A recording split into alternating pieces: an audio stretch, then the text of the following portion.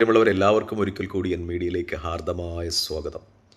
2 ദിവസം മുമ്പ് കോട്ടയത്ത് ഏറ്റുമാനൂരിൽ ആത്മഹത്യ ചെയ്ത ഷൈനിയുടെ ഒരു വോയിസ് ക്ലിപ്പ് അവരുടെ സുഹൃത്തിനയച്ച കൂട്ടുകാരിക്ക് അയച്ച ഒരു വോയിസ് ക്ലിപ്പ് ഇന്നലെ മാധ്യമങ്ങൾ പുറത്തുവിടുന്നത് കേട്ടു. കാരണം അതിൽ ഷൈനി വളരെ സങ്കടത്തോട് പറയുന്നത് ജോലിയൊന്നും കിട്ടുന്നില്ല, ഒരു ഗ്യാപ്പ് വന്നതുകൊണ്ട്. BSc ബിരുദധാരിയാണ്, nursing ബിരുദധാരിയാണ്. 8-9 വർഷത്തോളം ബ്രേക്ക് വന്നതുകൊണ്ട്, കരിയറിൽ ബ്രേക്ക് വന്നതുകൊണ്ട് ജോലിക്കൊന്നും അപേക്ഷിക്കാൻ പറ്റുന്നില്ല. പക്ഷേ ഷൈനി എവിടെയോ ജോലി തിരക്കുന്നു.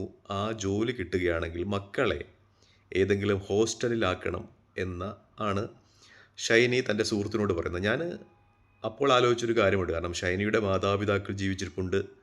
സാധാരണ ഇങ്ങനെ എവിടെയെങ്കിലുമൊക്കെ ദൂരെ യാത്ര ചെയ്ത് ജോലി ചെയ്യേണ്ടി വരുന്ന അവസ്ഥയിൽ പ്രത്യേകിച്ച് പെൺമക്കളെ സ്ത്രീകൾ തങ്ങളുടെ മാതാപിതാക്കളെ ഏൽപ്പിച്ചാണ് പോകുന്നത്. എന്തുകൊണ്ടാണ് ഷൈനി അങ്ങനെ ഏൽപ്പിച്ചു പോകാത്തത് എന്നാണ് ഞാൻ ചിന്തിച്ചത്. പക്ഷേ തുടർന്ന് ഷൈനിയുടെ മാതാപിതാക്കന്മാരുടെ ഒക്കെ ഇൻ്റർവ്യൂ ചില ഓൺലൈൻ മാധ്യമങ്ങൾ പ്രക്ഷേപണം ചെയ്യുമ്പോൾ എനിക്ക് തോന്നിയത് ഷൈനിക്ക് ആ ഭാഗത്ത് നിന്ന് വേണ്ടത്ര കെയർ കിട്ടിയിട്ടില്ല എന്നാണ്. അഥവാ ഒരു ചേർത്തുപിടിക്കൽ കിട്ടിയിട്ടില്ല എന്നാണ് ഷൈനിയുടെ മാതാപിതാക്കളുടെ ഭാഗത്ത് നിന്ന്.